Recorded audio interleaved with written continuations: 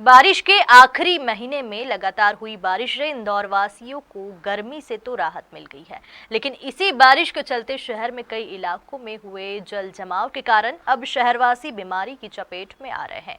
शहर के सरकारी अस्पताल के अधीक्षक ने कहा कि सर्दी खांसी बुखार के मरीजों के अलावा स्किन की परेशानी के मरीज भी सामने आ रहे हैं।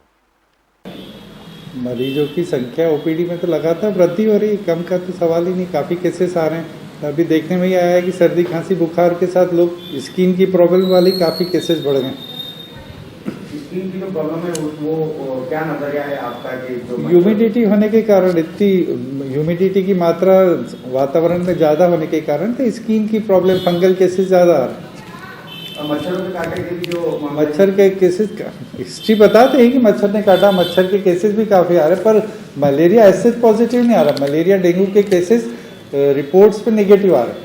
तो हिस्ट्री जरूर है कि मच्छर काट रहे हैं, मच्छर एरिया में बढ़ रहे हैं, पर वो मलेरिया पॉजिटिव रिपोर्ट्स नहीं आ रही। मलेरिया अभी भी नेगेटिव ही ज़्यादा है एरिया में। आपकी सामान्य जो ओपीडी होती है उसमें बढ़ोतरी की बात की हाँ, 20% हो गए। 320 से 350 पेशेंट डेली आ रहे हैं।